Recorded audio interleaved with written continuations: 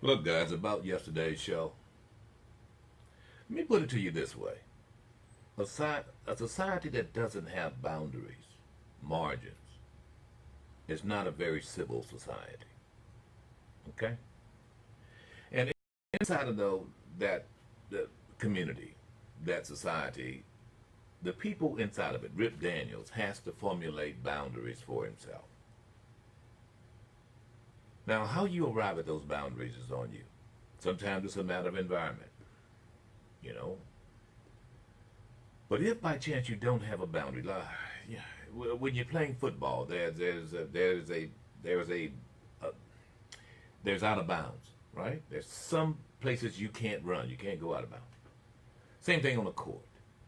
Um, when you're on your writing paper, you've got boundaries, you've got lines that you stay inside of, and that is for organization. And for those of you who took issue with my position yesterday regarding the fragility of we who are now Americans, mental fragility, I think it's born out of the lack of boundaries that you have for yourself.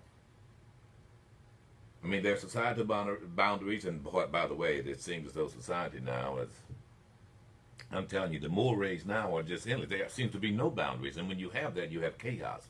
Chaos in society and chaos in yourself when you don't have boundaries. There's got to be things you just won't do. I just won't do this. There's got to be some limits to what is acceptable, even for you. Even for you. This whole concept that there's no shame in your game and you do any and everything. Trust me on this. That's when you have no limits on yourself. That means you have no self-pride, no self-dignity, and there's got to be a reasonable expectation by us that you have that. Now, our boundaries may not be yours. You know, your limits may be beyond mine. I was not going to take LSD. I didn't have to take it one time. I saw the effects. LSD was not for me. You know what I mean? There's some things you just won't do. For one guy, one beer is too many, and for another guy, 1,000 beers is not enough, depending on how he acts. Sometimes you don't have to experiment with everything, is my point. Now, I just brought up drugs. It involves people, it involves sex, it involves everything. At some point, you got to say, man, that's not for me, bro. All right. I'm going to never do that again. Nah. I first got drunk off of Teacher Scotch, and I was 15 years old in Pakistan. Which teacher? Teacher Scotch. Which one of your teachers was it? Wasn't. It was. It's liquor. I know, but you said Teacher Scotch. So, like, which teacher did you take? Well, someone called Roe. From? Teacher Scotch comes with a cup and everything, little plastic. The cheapest Scotch. He gave you a cup. I thought it was going to taste like butterscotch. I really did. The candy butterscotch, I really thought. So I piled in the car with my older brother, and we go to the PC hall, and we're going to party. He's going to see his girlfriend, and they had some pretty girls in Pakistan and stuff.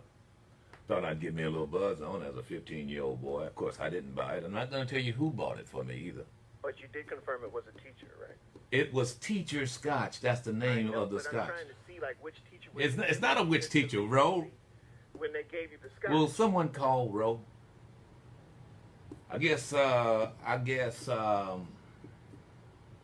Thunderbird is actually a car, huh?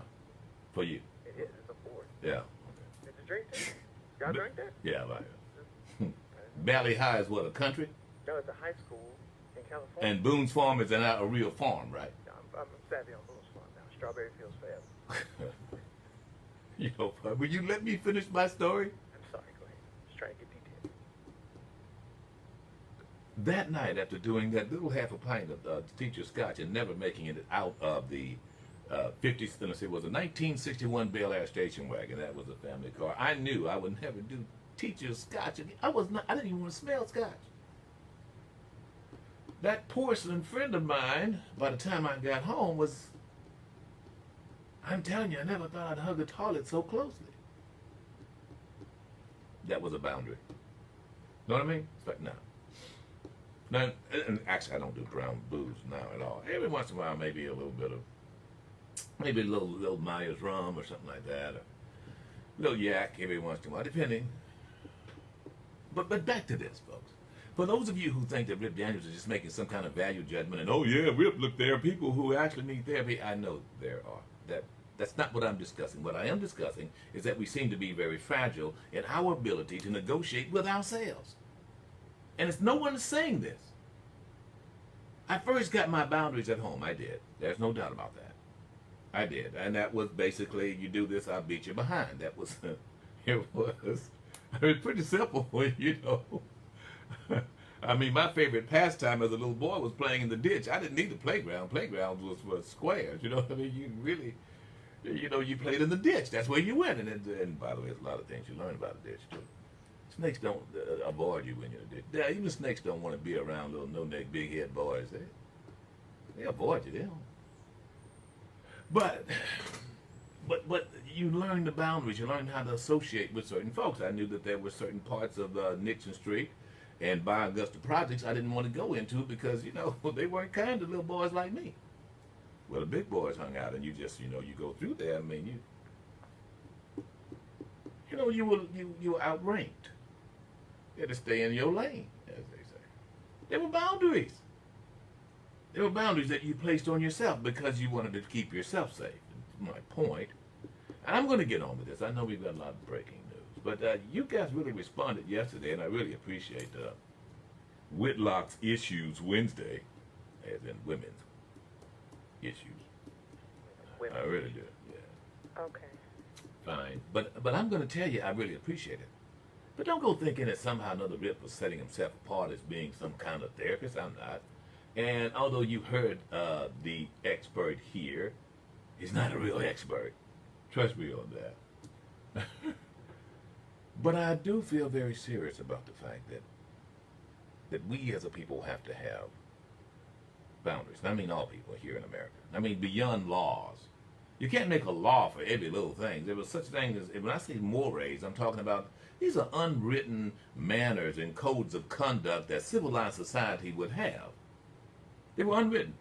There's nothing written that says you can't hit a man even though he's wearing glasses, but even the worst guys understood that was not a good idea because, you know, you hit a guy with glasses, it could cut your hand, it can cut his face. When you're in a fight, obviously. There was such a thing as codes of conduct. Even from the worst of the worst. You know, you didn't punch an old lady in the stomach. You didn't punch an old lady at all. You didn't rob a church. You know, there were just certain things you just didn't do.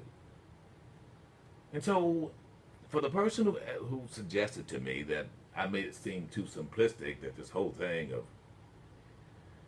of mental illness, and I'm not talking literally about mental illness. I'm not, folks. I do feel that there are some people who think that they have to see a therapist or are mentally ill because they are fragile. They feel that they're not like the rest of us, and without realizing the rest of us are not normal either.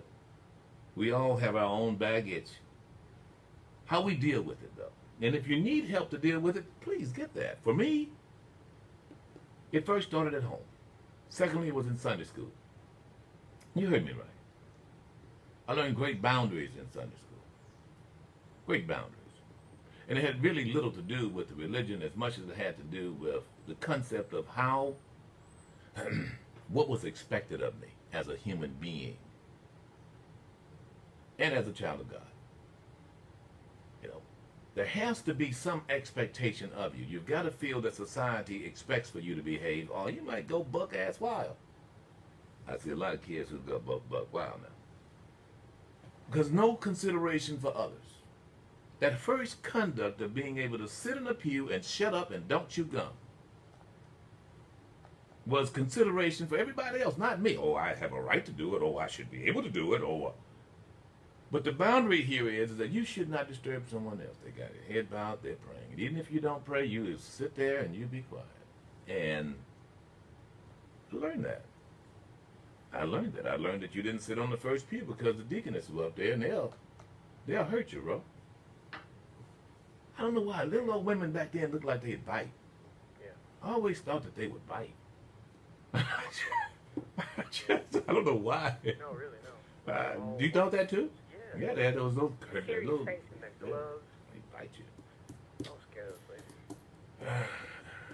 And I want you to know, I mean, a lot of them, I could take a butt whooping, but when you start talking about biting is something for a little kid. You know, you don't believe that if ever you have your kid, your kid is doing something wrong, little no-name, big-head boy, you do it again, and I'm going to bite you. Trust me. It'll have such a look of horror on their face. You don't bite me, mommy? I'll bite you. I'll bite you. Don't do it again. Because they understand biting. That is one of the ways that they will respond to some of their friends. You know, they see, you get me off on these things. I'm trying to be serious here.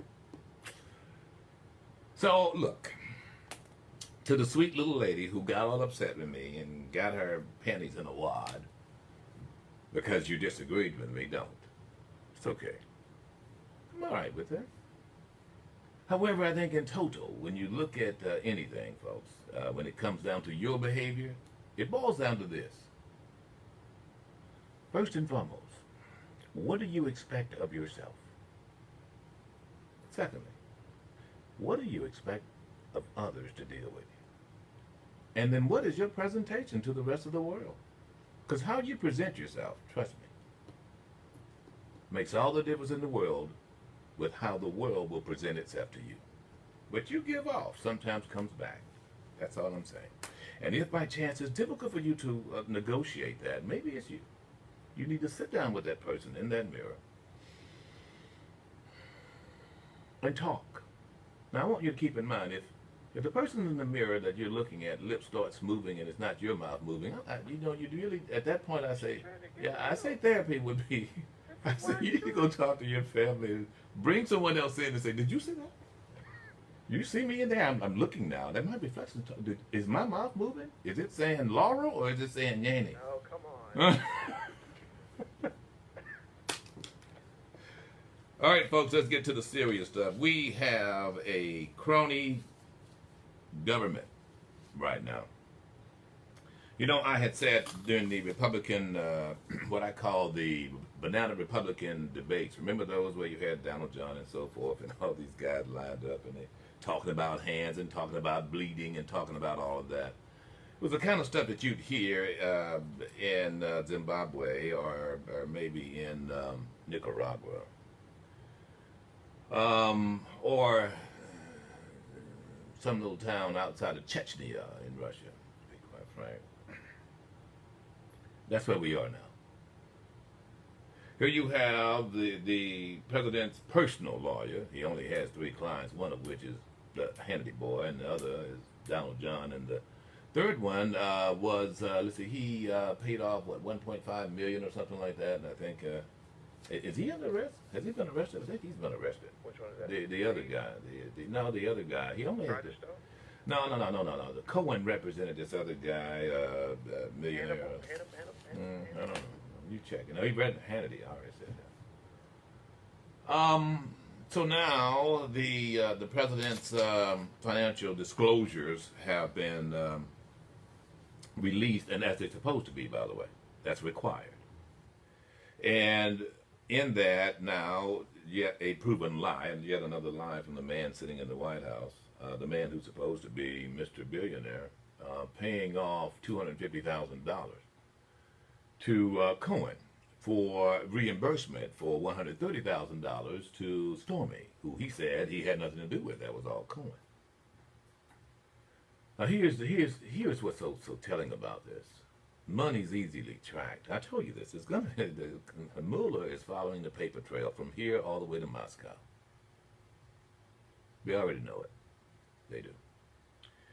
And so now it's going to be within his financial disclosure, where did the money come from? See, a lot of you guys don't understand what happened to Richard Nixon. What happened to him was following the money trail. There was a $10,000 payoff. And for the cover-up for the Watergate. And that's what actually ultimately resulted in Richard Nixon leaving office. He wasn't there when it actually broke in, but that money trail, as according to the tapes, led right to the Oval Office with Richard Nixon, to which he realized he was a crook. And it was grudgingly. It started in 73, it ended in 78. 3 years. So what we have here now, ladies and gentlemen, is a president who is now, he sees it coming. Trust me on this. There are those who are criminals, mobsters, drug kingpins, what have you. They know when law enforcement is closing in, and it's there already. They do. They know. Once they get the confidence of once the confidence has been jeopardized, arrested, investigated, then the guy at the top realizes, you know what? If they're there, then they're here. So now, what I got to do is come somewhere or another CYA. What bothers me about it is how it makes the country look, folks. Now, in these transactions, $3 million is missing. Questionable money, basically. This is, in other words, when the banks will flag certain transactions that started here and didn't end up there. Now, let me just say this. I'm going to do a hard right on you. Because you think we're talking about millionaires or billionaires, and we're not. Let me tell you this. If, in fact, you go and you deposit $10,000 in cash, that money is reported. The bank is compelled to report that money to the IRS. What's the limit? Like, how much do you? When do they start reporting? Right when you do that. No, but like if you did like a $2,000, would they report that? Well, that's a very good question. Typically, I would say no. However, banks are keeping a record of the amount of cash that you are depositing. And they're forwarding that information. Now, we're at a point now in our society, ladies and gentlemen, whereby your financial records are no more secret anymore. I mean, all banks are now online. And the numbers, you add the numbers up, it's trackable. Unless you're dealing with cash. The one way to go before the IRS or to the pokey or be arrested or be busted is to actually have cash. Cash now has now become evidence for shady deals, bro. Literally. I'm just going to tell you that. I see a time when cash is, it's going to become obsolete. But the money trail is there now. Folks, you realize every business now, the IRS has access. You don't write checks to the IRS. And now you have a bank account, and they tap right into that. You got me? In other words, the money trail is there. Trackable.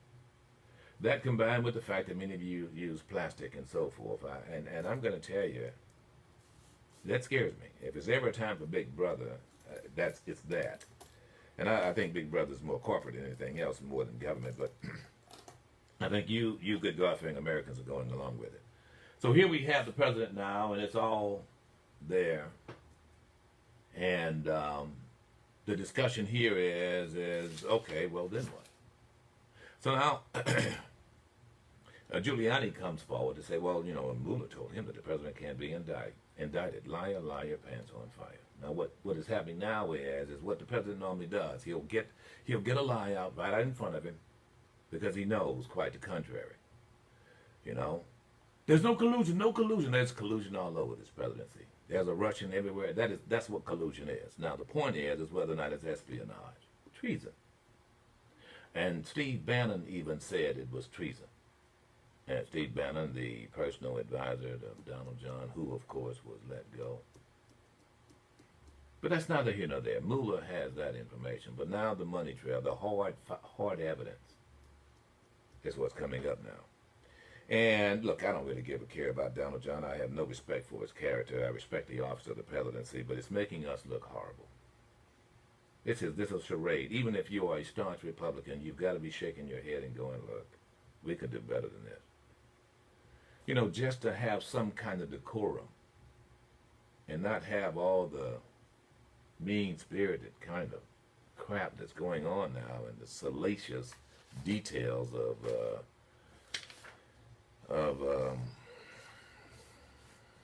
his goings on. You know, now see, the question now with the whole $250,000 is whether it came out of campaign funds. By the way, it didn't have to come out of donated campaign funds. You do realize that if it was for the reason, listen to me closely, if it was for the reason of not allowing or not letting this information get into the public sphere because of the election, it is campaign funds. I don't know if you guys realize that. Well, you realize it now. In other words, if the reason for why you paid Stormy, now this happened in what, 2006? 2006, the guy did. Well, that was the deed, but the payment was right before. Well, it was 11 days before the election. So the question is why now? In other words, why didn't he just pay her off then? Because she told him not to. Yeah. She said she didn't want payment because that would make her a prostitute. Yeah, right. But he thought for sure that now's the time to do some little hush money, confidential whatever agreement. Well, you don't want these things coming out such a sensitive time. Oh, the sense of time is what, election? Right. Uh-huh. Exactly. When you, That just made your contribution, that just made your reimbursement a campaign fund. You No, realize that? no, that was personal funds, okay? From my Personal funds for the sake of from protecting my you during the... billions and billions and billions. Yeah, where are you hiding that now? In and Moscow? billions and billions of my dollars. That combined with the $100 million that you received in financing to build your properties there, but $100 million from the Chinese, and so now with the sanctions against the Chinese and of course tariffs, you decided, well, okay, we're going to help the Chinese tech corporation, to recover and create jobs in China. But you can't ignore this. It's just so. It's cronyism. Then here you have now. You had AT&T. You had there's a country that just came out and said that was it Switzerland or someone that said they paid 1 point something million to Cohen just to have access to the president. Oh, Qatar said, well, yeah, he reached out to us and said that we can pay him 1.5 million so we can have access to the president. This is down on the dock, Manhattan, mafioso kind of stuff. Yeah. Yeah. It's just soprano kind of, hey, you have married happy dada, you know what I mean. Forget about it. You know what I mean? This is just, it's just so, it's just not becoming.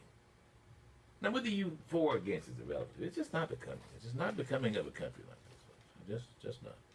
It's not. All right, let's get to it. A lot of other stuff here. It's becoming quite popular now, whether you want to admit it or not. This, what do you call this? Dropping a dime on a brother? Drop a dime on that. Well, it's not a dime anymore. What does the payphone cost now? What's a payphone? They don't exist. You know, What's a payphone? you don't know the That's payphone. when you go get your card. That's when you go to the store, get your card, put your minutes on your phone. That's what y'all talking about? That's what y'all talking about? Does anybody know where the nearest payphone is? Do they still make it? Operating payphone. You got a bunch of abandoned ones. I mean, you got to pay for every phone. Like, what are y'all exactly talking about? Coin-operated phone. I guess you got credit cards now. You can put it. Surely they. Anyway, let's go to New York for this New York lawyer who decided that he feels in America everybody should speak American. Is that a language? It is in McHenry. So here he is, this guy I don't target with it. However, you're seeing this more and more often. It actually fell on my door here recently, and I don't go into great details, but there was this phone call made, and so therefore, all right, an officer, and unfortunately, some officers do a jump out, and its whole thing is to defend what I perceive as whiteism. Notice I didn't say racism, but whiteism. It's this concept that somehow or another, yet another African American, any kind of the minority, is trying to take advantage, take something from the quote unquote white guy, end quote.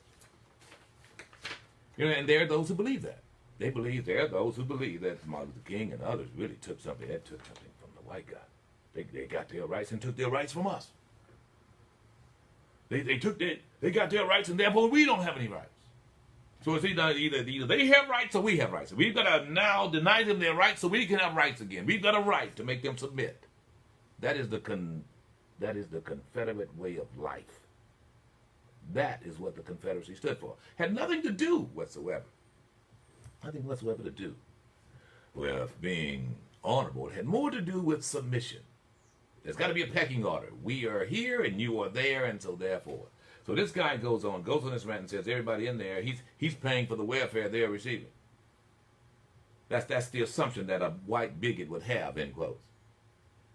Without realizing, without even beginning, his ignorance born, his arrogance born out of ignorance, is born out of the mere fact that he feels that Rip Daniels and Rip Daniels' father and let's see, Raoul's father, who's been here 10 generations, owes him something because after all, he is white. And therefore, they're taking from me. My daddy bought his land, paid for his house, cash. His son bought this land, paid for this station, cash. He ain't asked nobody for nothing. That's the reality. But that is a great insult. Oh, you had to do something. Oh, you. See, the truth is, ladies and gentlemen, there needs to be a very strong condemnation of this guy's behavior. Not from the Latinos who were there, but from those Caucasians who were there. And I want you to know there's a lot of them. Yes. There's a lot of them. I understand that there was some, that had several situations where some folks, they applauded when the guy was kicked out and all of that. Had one guy that didn't want to take food from a woman who had a hijab on or whatever. And you know, look, folks, most people don't like this kind of behavior. Reasonable thinking Caucasians don't like this kind of behavior. But it's for Caucasians to put this guy in check. It really is, bro. It really is. And he's getting that check, so I see here. Oh yeah, Twitter's on fire. Question is, what do you do about it? What do you do about it when someone calls 911 on you? Just a bigot. Morris Blackman says, quoting, "I would leave. I have tried staying in the past. I've learned that justice is actually just us, and sadly, we aren't included in the U.S. I've actually been told by an officer to just leave. Don't wait." You mean leave the country? Leave Really? Leave your yard, Morris? Want to clarify? I'm not getting that. Huh. And by the way, if you've not experienced this, don't tell Rip Daniels that he hasn't experienced it. I've experienced it. Ro, you've experienced it? Whitlock, have you experienced it? I've experienced harassment, not necessarily a 911 call, but something akin to that, yeah. Yeah. White fragility leading to a wasting of my time, yes. Yeah. What about you, Whitlock? Yes, I have. Yeah. You got to share where you experienced yours, where the phone was it was called on you, you were doing nothing, but just because you happen to be who you are and what you are. This was quite some years ago, maybe even 10, but I was at a apartment complex. I won't say where exactly, but it was in Gulfport. And I was with a group of friends. And basically, we weren't doing much of nothing, but the people underneath us called the police on us and made a big situation after the fact. And I don't think it basically. Did you get arrested? No type of. Were you disturbing the peace? Yeah, had loud music? It was just basically our presence was enough for them to. Too many of y'all in one area. Too many of us. Yeah. We weren't doing anything. Yeah. Wasn't breaking any laws. Yeah. And it took away almost an hour and a half from us enjoying ourselves because we had to sit there and explain ourselves and have ourselves be searched in our vehicles. I mean, like the whole nine. And we really weren't doing anything. So, yes, I have. Yeah. If you've not experienced this, don't explain to me how it's not. And don't go suggesting that as a figment of my imagination. It's not, folks. Let me tell you something. When your mama goes through it, then you realize just how serious it is. And I'm not saying it because Rip Daniels is crying. I'm no victim. I'm not going to be that. Trust me.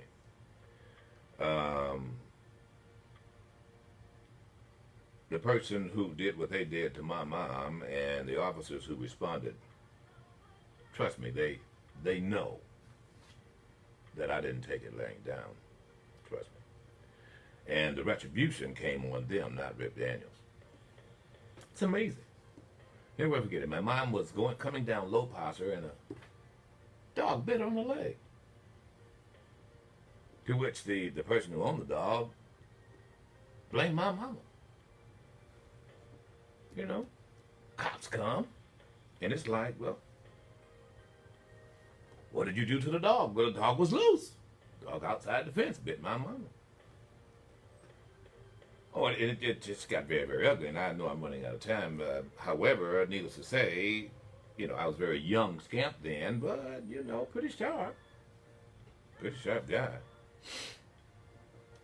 Two things I knew was going to happen. Number one, that dog was never going to do that again. I love animals. Love my mama more. And number two, that neighbor was really going to rue the day that he ever dealt with my mama that way. Number three, I knew I'd grow up one day and see those officers again, and I would remind them of it. I'm sorry. It's my mama. I'll be back.